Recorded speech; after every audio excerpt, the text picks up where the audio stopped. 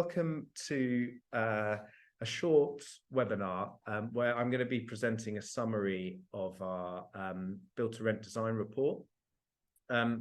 This is the third or fourth in our series of reports that are specifically for our HomeViews partners and pro partners.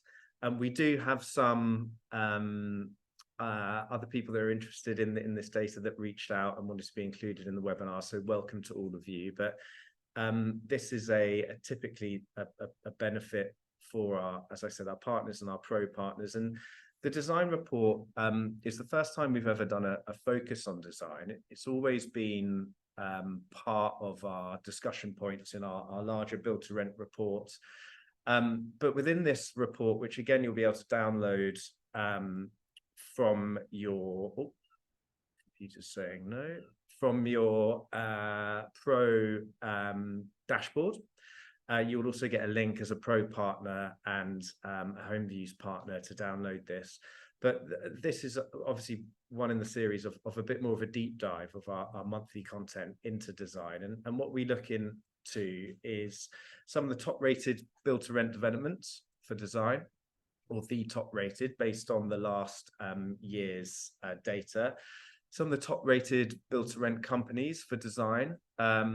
We also do a case study actually on single family housing, where we look at a simple life case study in relation to the build to sell element of that scheme, which is actually a keep moat scheme, and look at the differences that residents are mentioning in their experience.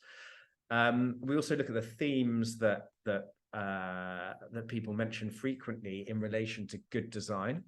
And I'll actually jump on to Pro to show you some of the new features that allow you to pull this data out for yourself. So the majority of all these findings that I'm going to present to you today, you can research for yourself within, a specific data set you're interested in. So maybe it's a group of buildings or a region or a group of companies. But really, I'm just here to give you a summary of the report, like I said, that you'll be able to download shortly. So let's kick off. So overall, I think from a new homes perspective, I think new homes get quite a bad rap overall from a design point of view, whether it be planning or NIMBY feedback, and actually overall on HomeViews, design ratings are very good. And I think that we're obviously able at HomeViews to split out specific resident types within new homes and also specific sectors. So this is a graph just showing sort of the overall ratings across HomeViews, but then specifically looking at the design ratings for build to sell tenants. So tenants who are renting from a private landlord in a new home, build to sell owners, and build to rent residents. And the theme, I think all of you will be familiar, is that build to rent residents do rate their developments in general higher for design, but build to sell schemes are not far behind. And interestingly, tenants in build to sell schemes rate their design higher. And as we always kind of point out, a lot of the reasons for that is that a tenant coming into a new home that hasn't gone through the buying process or the snagging process or any delays often kind of look at their new home with a clean slate. And so this is a theme that we actually see quite consistently. But the overall message is design in new homes, really across the board, from apartments to houses, is pretty well regarded. There are some bugbears and consistent themes that come up positively and negatively, which I'll touch on in due course. But today we wanted to focus actually on build to rent and the segments within build to rent. And we wanted to recognize who the top performers are in build to rent from a design perspective. And here is a top 10 snapshot of the top rated buildings for design in the build to rent sector on HomeViews, a real cross section. And I think what's really interesting from a design rating perspective is, we're not asking specific questions about architecture or about furniture or about interior design or, you know, the layouts of the buildings. It's an overall design rating, and then obviously we can correlate that with themes that people mention in particular, which I'll come to. But the Mercian, the Trilogy, Vox, the James, the Gessner, the Keel, the McEwen, the Point, the Whitmore, and the Junction have all performed incredibly well over the last year from a design rating. And for those of you, well, congratulations for those of you that are on this call that have made it into the top 10. But I think the themes behind why those buildings are top rated for design really do change. And you know, some of them is the interior design and the furniture. Some of them are the layouts and the fact that the buildings have been designed with great spaces that actually allow events to take place, so that people are making the most out of their building, even though it might not have a cinema and a gym and a pool. But actually, the fact that, you know, flexible spaces have been designed really well that allow the residents to enjoy themselves, and for the teams who manage those buildings to really make the most of it. So congratulations for all of you guys. And if you are, if you would like to share any of this on your social, get in contact, and you'll obviously have the report, but we can send you some sort of JPEGs and images if you would like to share this. In terms of the brands in Build to Rent that are top rated for design, also number 1, Moda, number 2, Dandara 3, The Quarters by Bravo 4, Urban Bubble and Legal and General joint venture number 5, Essential Living 6, Way of Life 7, Native 8, Touchstone at 9, and Cortland at 10. And as you can see, all of this data is a snapshot from the 1st of Jan 2022 up to the end of May 23. This data is changing all the time, but this was a snapshot for that period of time. So, you know, congratulations. I know a number of these companies actually have been very much involved with the design, the consultancy throughout the life cycle of these developments. And in fact, a number of our pro partners like Cortland Consult, I know, have also been part of that journey as well. But I think it's really great to recognize the individual buildings, but also the companies that are having a positive impact and really delivering best-in-class design. I mentioned, so we have the design rating, but obviously if you then correlate that with what people are talking about, and so why are those ratings high for design? Now, this isn't a when you're looking at the data set that we're looking at, obviously there's a huge amount of information, and I actually think using Pro to zero in on case studies will get you more specific answers than what I'm showing now. But what this shows is in the positive reviews, in the Build to Rent, in all reviews which are relating to design, which is gold in Build to Rent, and then for the top 10 in Build to Rent, these are the themes that people are mentioning most frequently. So, I mean, obviously, when they're happy about design, they're talking about the design of the building, which is the first point.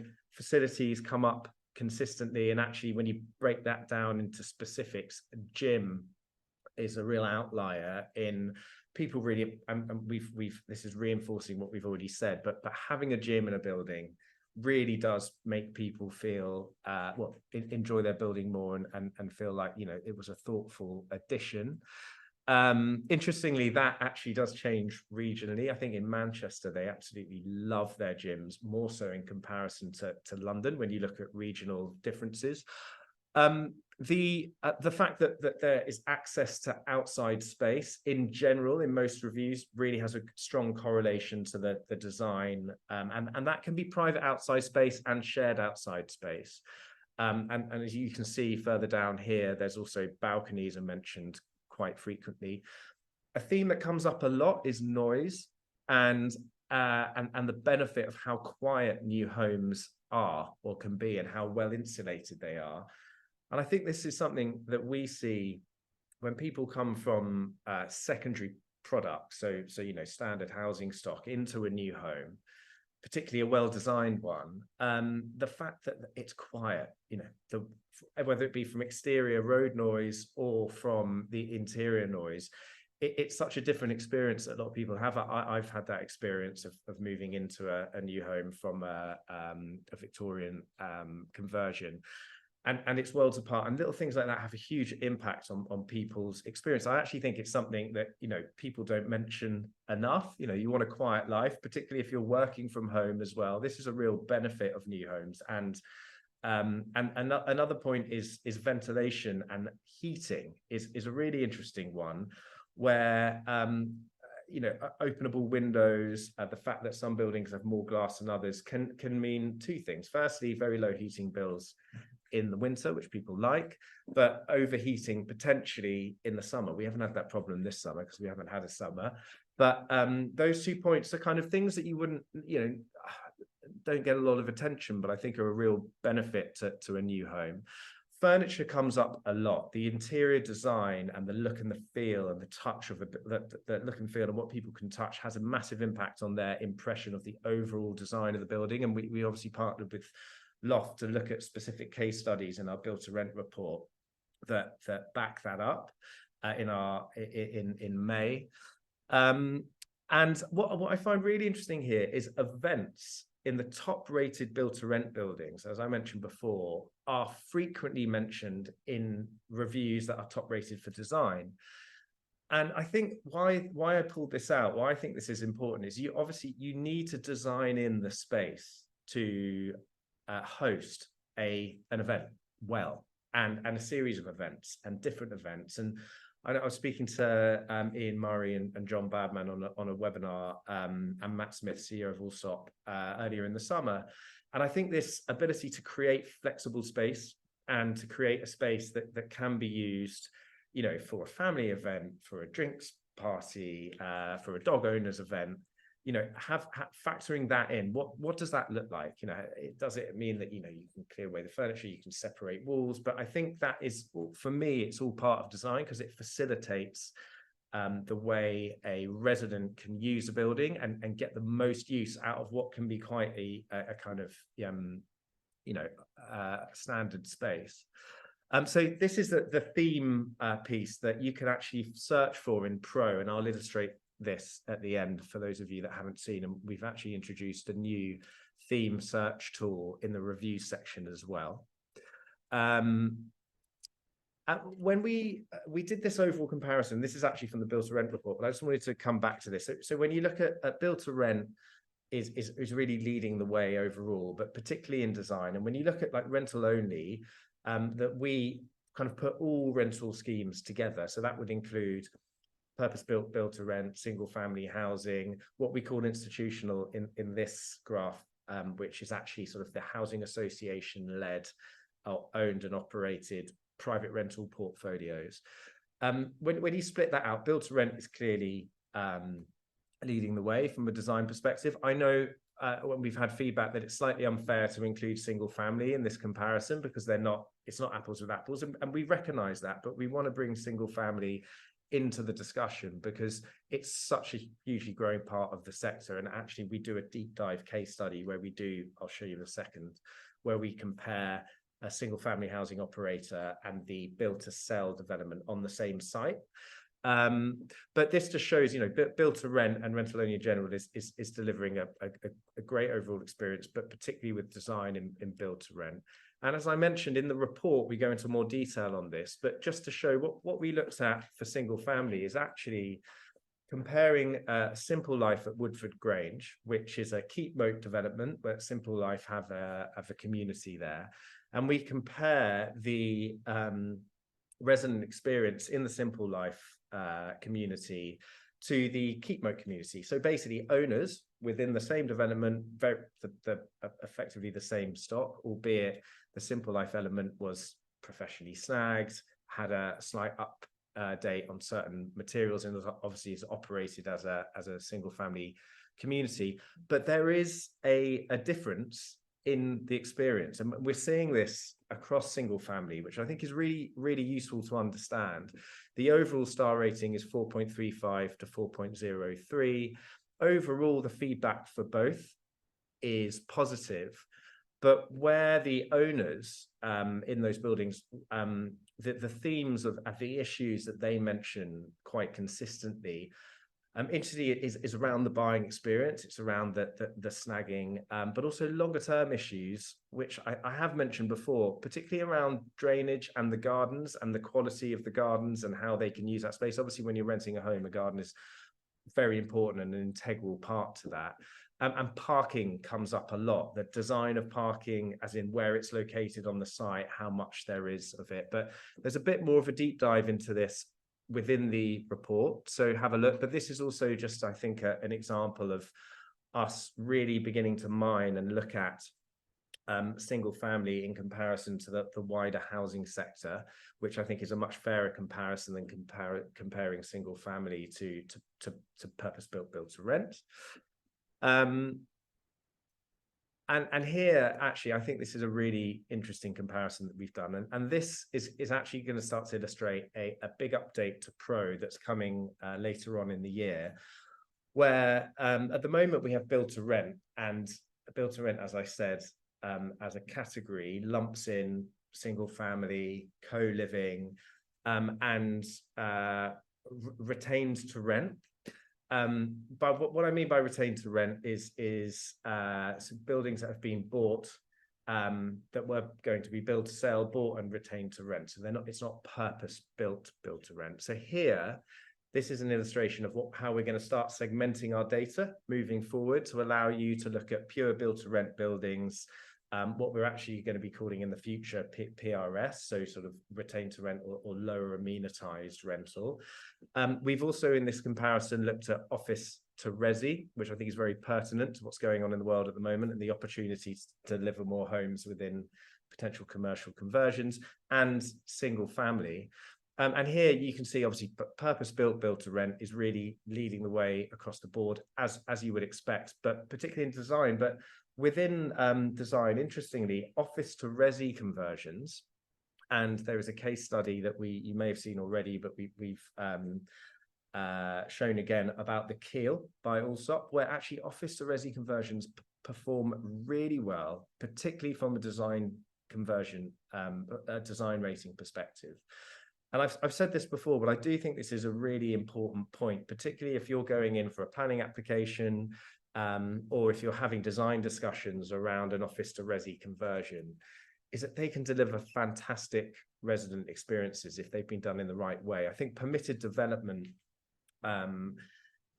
created a bit of an identity crisis for office to resi, but actually when it's done well, it delivers on par with purpose-built new build to rent, which I think is fascinating. And overall, single family is, as I said, rating higher, tracking higher than a normal homeowner's experience across resident satisfaction, as well as design, but particularly on the management and the value side as well. Some of you would be familiar with this, but again, I think this analysis is really pertinent to some of the discussions going on at the moment, particularly with delivering scale.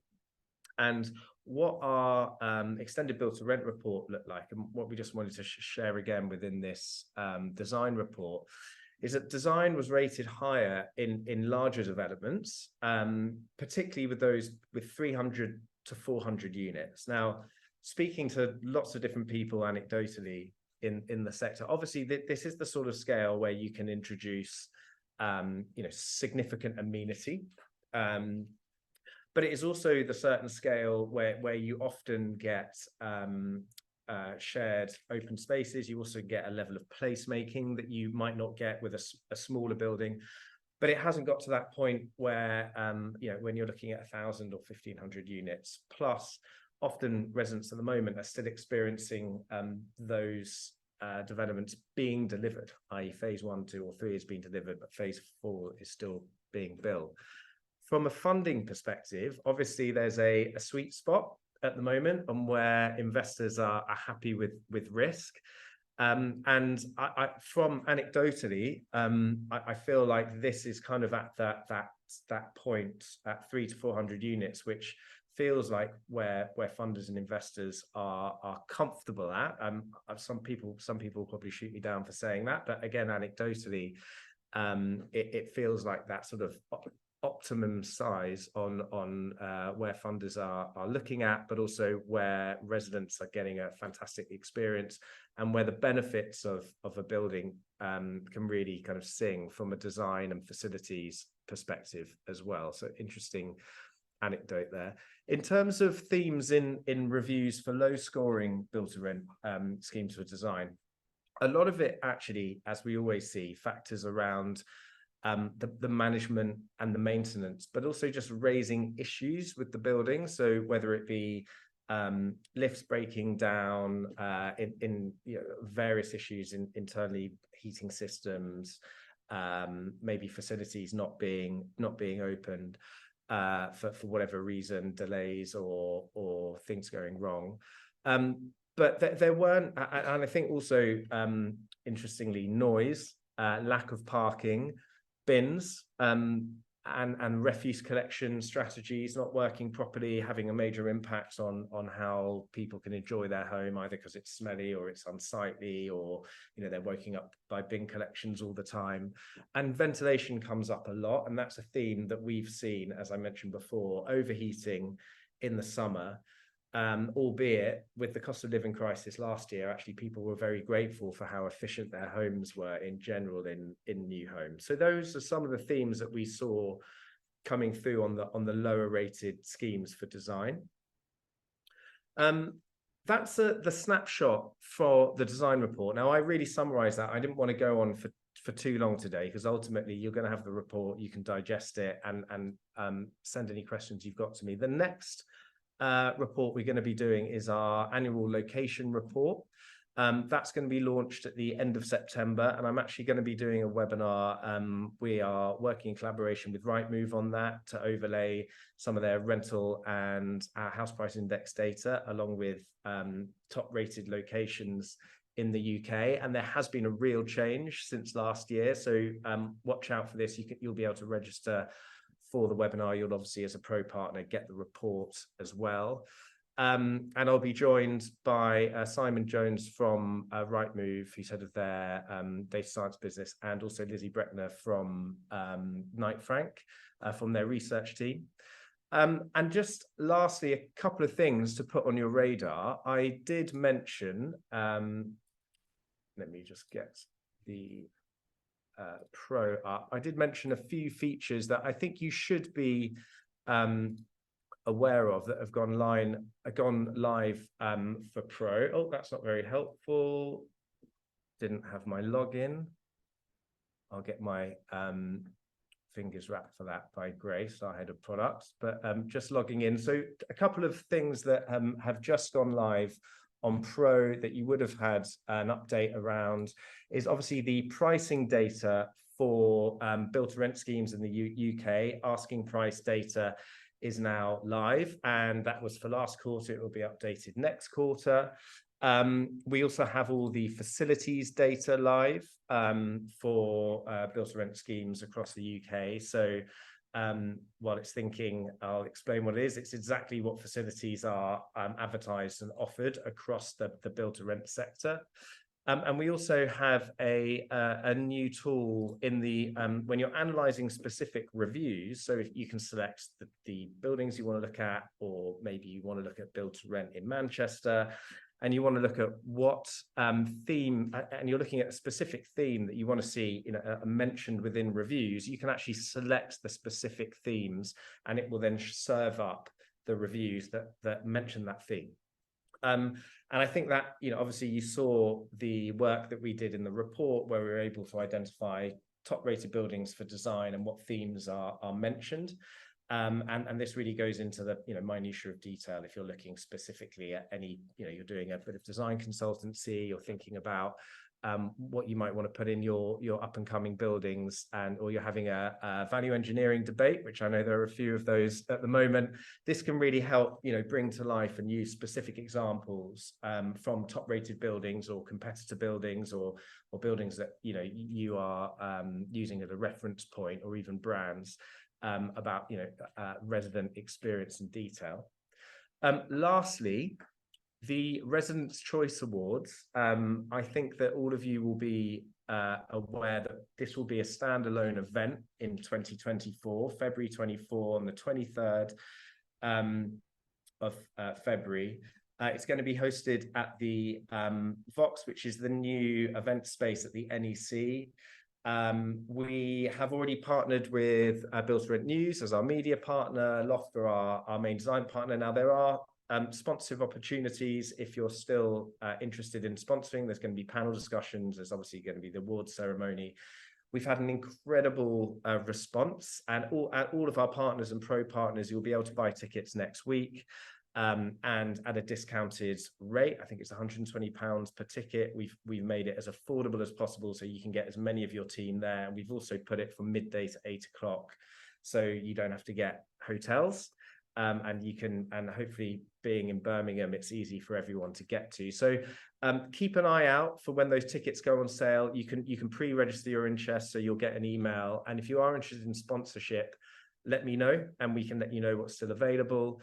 But yeah, really excited to celebrate with all of you. It feels like a long way away, but that will creep up very shortly. I was so swept up in my presenting, I did not see if there are any questions. We don't have any. So guys, that is half an hour on the dot. It's great to see you all. Thank you very much for joining. And you can download the report a little later on today. Thank you very much.